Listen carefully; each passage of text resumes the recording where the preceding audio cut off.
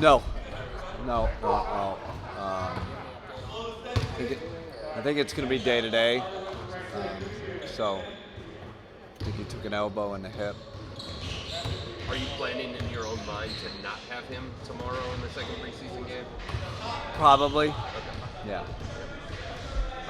What did you think of the way that Dean played at the 3 spot, and did it start to make you think like, hey, that might be a look that we can go with 3 bigs? Yes. It was fine. Like I said, the only problem is we hadn't practiced that, right? And that was kind of off the cuff.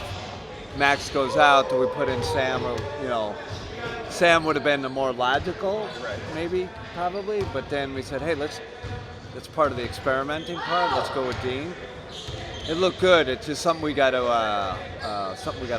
work on a little more. And I think you noticed we played him at the 5 too, right? So just trying some things out. To be ready for the regular season. We want a adaptable, flexible roster, and luckily we have players that fit that bill. I know you're big into stats and stuff like that, but when it comes to pace specifically, do you use that term that all the NBA stat guys use, pace factor, or are there other things that you're measuring? Yeah, we have our own metrics for what that looks like. I'm not going to tell you what it is. I will say it was extremely high last night in the first half. So, and I know the pace numbers were. It was number 1 in the NBA. Yeah. So of all preseason. Yeah. So we have to find what is that like? Again, this is where I'm learning this team. What does that look like? What is that where we can, obviously we want to create early transition opportunities, but again, we also don't want to be out of control and where we're turning the ball over at a high rate and all that. So we're just going to have to find that. But I was happy with the big lineup, right? Like 2 bigs. I think offensive rating with the 2 bigs on the floor is 128 or something. So that was intentional, right? That's what we're working on in preseason. How do we get that unit to be more efficient offensively? So I thought that was a good start.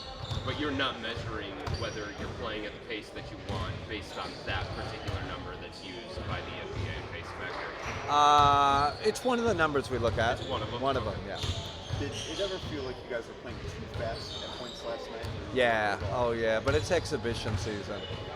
I think there were a few hurried shots, a few hurried passes. So like I said, we're gonna just have to find that what fits this team, what the best pace is for that team. I always say, like, to me the hardest thing to stop is teams that can play at 3 speeds. They can play fast, they can play kind of medium, and then they can also slow it down in the game and execute. So it's almost like you got to have 3 gears, Boom, Autobahn. Yeah, I say Autobahn. Then you're in the neighborhood, you got to kind of, drive slower. And then you get in the city, you better execute. You better be able to, like, parallel park and, not bumping the guy next to you. Which of those 3 speeds is the most difficult to figure out? I think it's a combination of 3. When to be Autobahn, when to be in the neighborhood, when to be in the city and execute. Really depends. A lot depends on time and score, right?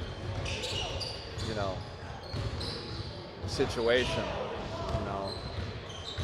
Chris Paul always said, look at that clock. Clock tells you a lot how we're playing. Is it 2 for 1? 36 seconds. That thing better get up there and get up before 30, right? Are you up 6 with 2 minutes left to go? Then you're probably in half-court execution mode. And then it's lineup based too, right? Like, and that's the thing with that big lineup. What does that pace look like for them? And then what does it look like for the spread lineup?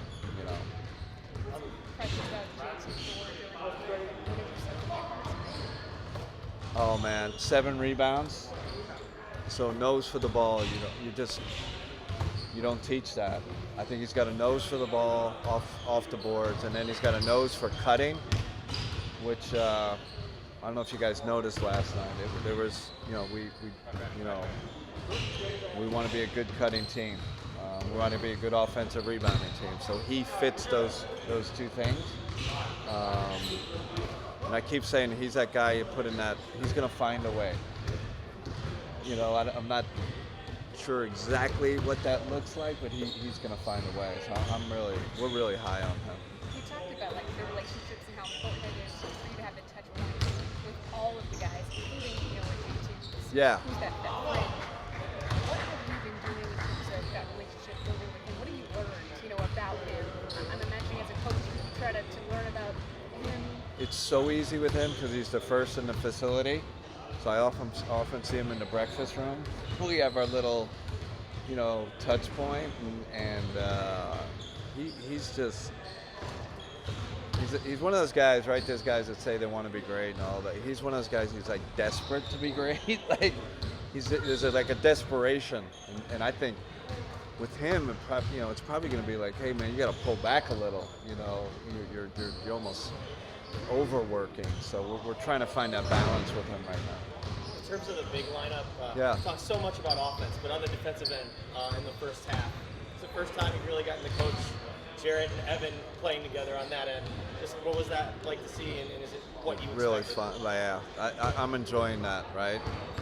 And that's me sitting back on my seat and just observing it right now. And like I said, really, listen, they have a.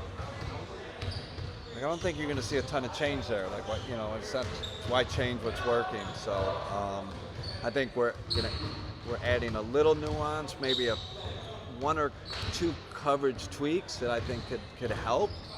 But for the most part, just really impressed. And it's not everyone talks rim protection. It's more that it's IQ, it's rotations. They were really good last night. You mentioned the spread lineup. Who do you plan to use with that? Well, so that's one big with 4 perimeter players. So that could be anybody. That could be any combination. Doesn't matter. Do you feel like it's more spread potentially with Evan as opposed to J.A.? No, both. Really? 'Cause I think that 19-1 stretch, that was J.A. with 4 perimeters, right? But you can do this. Why can't do the same thing with Evan? Now Evan, do you surround him with a little more rebounding? That could be that's kind of how I think. What'll complement? His complement could be different than J.A.'s complement, but we have so many good perimeter players and so good, good depth. How different does Evan look in those spread lineups offensively compared to what he did last night when he only played alongside Jarrett? Yeah, you're gonna see. Quite honestly, we haven't really gotten to that. We're intentional with our focus on getting. Because listen, I want to be able to play those two at the end of games. I think they're part of our 5 best players. You want that defensive strength, and so continue to work on that. But yeah, we're going to get to Evan at the 5. We'll definitely get to that.